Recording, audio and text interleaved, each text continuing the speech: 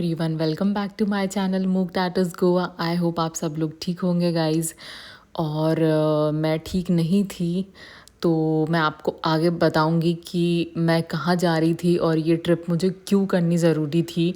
तो प्लीज़ मेरे व्लॉग में लास्ट तक बने रहे, और आगे भी मैं आपको सारे व्लॉग्स में बताऊंगी कि क्या प्रॉब्लम चल रही है लाइफ में और क्यों मुझे जाना पड़ा। तो गाइज़, मैं जा रही थी हिमाचल प्रदेश धर्मशाला। वहाँ पे मेरा रिट्रीट था। सो मैं घर से निकल गई थी टैक्सी में, गोवा एयरपोर्ट पे पहुँच गई थी।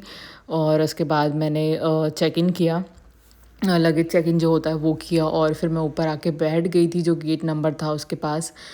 और बहुत डिस्टर्ब थी मैं कुछ टाइम से। आपको तो पता ही है, क्लाइंट्स नहीं है और बहुत सारी चीज़ें लाइफ में होती रहती है, आपके बचपन के ट्रॉमा होते हैं, तो बहुत सारी चीज़ें होती है। तो आपको ज़रूरत होती है हीलिंग और बहुत सारी चीज़ें, थेरेपीज़, क्योंकि आप कभी कभी डिप्रेशन में चले जाते हो, आपको समझ में नहीं आता है आपके लाइफ में आपको क्या करना चाहिए, क्या हो रहा है, आप सही डिसीजन नहीं ले पाते हो। सो मैं आ गई थी, हाँ, प्लेन में बैठ गई थी, और मैंने सोचा कि मुझे ज़रूर व्लॉग बनाना चाहिए। जितने भी लोग मेरा व्लॉग देखते हैं उन्हें भी मोटिवेशन मिलेगा, और मैं अपनी पूरी कहानी शेयर करूँगी ज़रूर आपके साथ।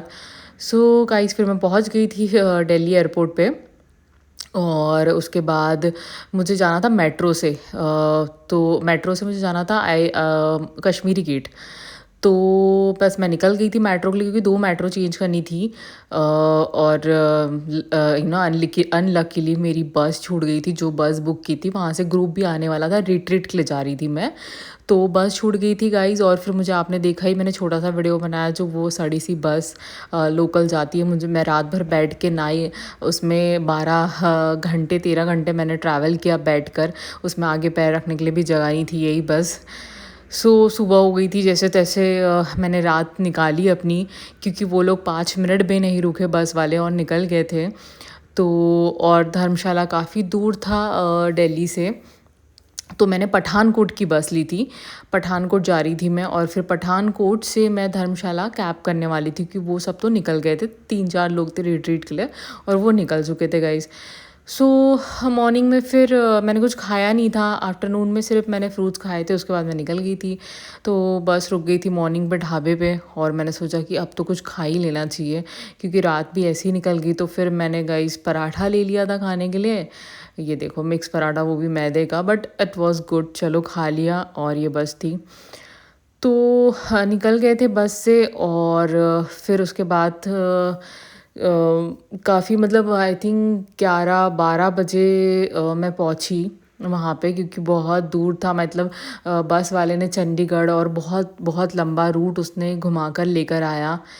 तो फाइनली मैं पहुंच गई थी, और फिर मैंने वहाँ से ऑटो किया। मैंने उन्हें बोला कि आप मुझे जहाँ पे टैक्सी जाती वहाँ लेके जाइए। तो मुझे एक जगह लेके, शायद उनका फिक्स होगा, उनको कमीशन मिलता होगा, तो अंकल जी मुझे वहाँ ले गए। मैंने बोला, अंकल जी यहाँ तो एक ही टैक्सी है, आप ऐसे कैसे आप मेरे को यहाँ छोड़ रहे हो। तो फिर वो मुझे मार्केट में लेके आए, जहाँ पे वो ट्रैवल एजेंसी वाले होते हैं, तो ऑफ कोर्स उनका कमीशन होगा। फिर वहाँ लेके गए, तो मैंने कहा कोई बात नहीं। और यहाँ पे आई थिंक पठानकोट में ओला उबर नहीं चलती है गाइज़। तो क्योंकि मैंने ट्राई किया वहाँ पे बैठे बैठे कि हो जाए अगर ओला उबर से, तो बट नहीं हो रहा था। तो देन फिर मुझे उन्होंने, अंकल जी खैर मुझे आगे ले गए थे, और मैंने उन्हें बोला कि आप मुझे सही जगह पे छोड़िए प्लीज़, आप ऐसे कहीं भी मत। फिर मैंने उनसे बात किया, थोड़ा निगोशिएट किया, वो जो एजेंसी वाले थे, मतलब ऑफिस जो था वो टैक्सी वाला। तो ये एक भैया जा रहे थे, ये आगे पालमपुर जा रहे थे। उन्होंने बोला ठीक है, वो चार्ज जितना भी है वो लेंगे। उनके ही फ्रेंड थे जो वो थे ट्रैवल टूरिज़्म वाले। तो मैंने इन्हें दे दिया था 2200, क्योंकि वो नहीं मान रहे थे और कम प्राइस में। तो बहुत महंगी पड़ी, मेरी बस की टिकट भी वेस्ट हो गई और सब कुछ। तो फिर मैंने टैक्सी किया, और मुझे थोड़ा डर भी लग रहा था गाइस, क्योंकि मैं सोई नहीं थी रात भर से। दिन भर से मैं बस ट्रैवल कर रही थी, और मैं सोई नहीं थी। तो और आप थोड़ा सा डर जाते हो लोगों से, आप you can not trust unknown person. और पठानकोट थोड़ा सा मुझे लगा, क्योंकि वहाँ पे बहुत सारे जेंट्स थे, मेल्स बाहर। और पंजाब में थोड़ा सा, मैं फ़र्स्ट टाइम था मेरा, मैं गई, तो ऐसा थोड़ा वहाँ पे रफ टफ लोग हैं, और लेडीज़ बहुत कम दिख रही थी बाहर। तो मुझे लगा थोड़ा सा है ना, मतलब थोड़ा सा सेफ्टी खुद की रखनी चाहिए, और ईज़िली आप किसी पर ट्रस्ट नहीं कर सकते हो। और गाइस फाइनली मैं पहुंच गई थी मेरे डेस्टिनेशन पे। होटल पे आगे मैं आपको बताती हूँ मेरी आगे की जो कहानी है। रूम में मैं पहुँच गई थी, बहुत ढूंढना पड़ा, यहाँ पे मुझे चलना पड़ा पहाड़ में, आपको तो पता ही है कितना टफ़ होता है। तो जो रूम बुक किया था वहाँ तो मैं फाइनली ये बाहर का व्यू दिखा रही हूँ, तो मैं वहाँ पहुँच गई थी और रिट्रीट था कल का। सो ये होटल रूम था जहाँ पे रुकाया था। और गाइज़ आगे की मैं स्टोरी आपको ज़रूर बताऊँगी, मैं बिल्कुल शेयर करूँगी आपसे फिर क्या कुछ हुआ था। तो बने रहे ऐसे ही मेरे सारे व्लॉग्स में गाइज़।